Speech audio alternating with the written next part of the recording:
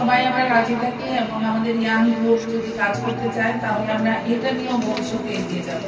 আর জাকাতের কাজটা আমাদের চলতেছে, এছাড়াও যে বললাম রোজার মধ্যে খাওয়া, বছরের অন্যান্য বছরের সময় যেমন শীতের সময় আমরা শীতের কম্বল বিতরণ, ফ্লাডের সময় আমরা ফ্লাডে সাহায্য দেওয়া, কোনো সময় দুর্ভিক্ষ দেখা দিল, মানুষের খাবার অভাব উত্তরাঞ্চলে বিশেষ করে, তখন আমরা যদি কিছু খাবার ডিস্ট্রিবিউট করতে পারি, আমাদের এই সামান্য সাহায্যই কিন্তু পরকালে আমাদের জন্য বিরাট একটা সঞ্চয়, এবং এই সংগঠন দিকে আমরা পরকালে আমাদের সঞ্চয়ের একটা উসিলা হিসাবে গ্রহণ করতে পারি প্রত্যেকে।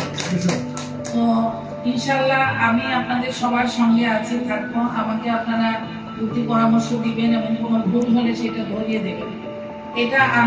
এটা কিন্তু অভ্যাস আছে যে কেউ আমাকে সমালোচনা করলে এটা আমি অ্যাকসেপ্ট করতে পারি। আমি এরকম মানুষ না যে সমালোচনা শুনলে একবারে তেলে বেগুনে জ্বলে উঠবো, এরকম মানুষ না। আমার সমালোচনা, আলোচনা এবং ভালো মন্দ সব মিলিয়ে কিন্তু মানুষ।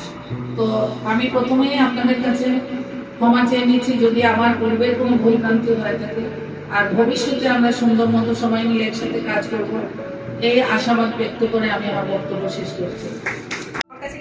আমাকে বলা হয়েছে ম্যাডামের বাসায় আসতে, আমি এসে উপস্থিত হয়ে গেছি এবং এটা আমার জন্য অনেক অনেক বড় সৌভাগ্য যে এত এত বড় মানুষের সামনে আমি একটা ছোট মানুষ এসে বসতে পেরেছি, এটাই আমার জন্য অনেক কিছু স্যার। আর মেম্বার বা এক্সিকিউটিভ মেম্বার ব্যাপারটা আমি আসলে খুব ভালো এখনো বুঝে উঠতে পারছি না, কিন্তু জিনিসটা অনুভূতিটা আসলে ভাষায় প্রকাশ করার মতো না। আপনাদের সাথে বসতে পেরেছি এটাই আমার কাছে অনেক বিশাল কিছু স্যার। আমি যদি এখানে কাজ করতে পারি, কমিটির জন্য কোনো হেল্প করতে পারি, এটাই আমার জন্য সার্থকতা হবে স্যার। আমাকে দোয়া করবেন এবং আমি যেন বুঝে এবং ভালোভাবে কাজটা করতে পারি, সেই তৌফিক যেন আল্লাহ আমাকে দেন, এটার জন্য আমার জন্য দোয়া করবেন স্যার। ধন্যবাদ স্যার।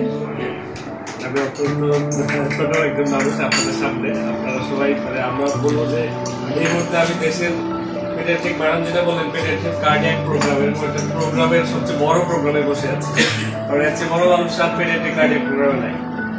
তো এখানে এই মানুষদের সাথে আমার নামটা থাকাটা এটা আমার জন্য একটা বিশাল, আমি বলবো যে একটা মুকুট।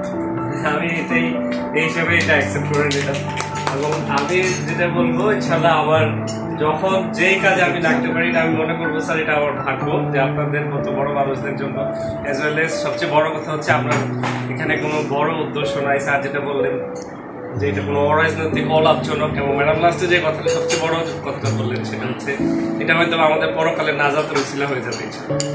তো আশা করছি আমি আমার সর্বোচ্চ দিয়ে স্যার চেষ্টা করবো, ভুল হলে অবশ্যই স্যার আপনারা ধন্যবাদ। ম্যাডামকে আন্তরিক ধন্যবাদ, ম্যাডাম আমাকে এখানে এই পর্যন্ত নিয়ে আসার সুযোগ দিয়েছে।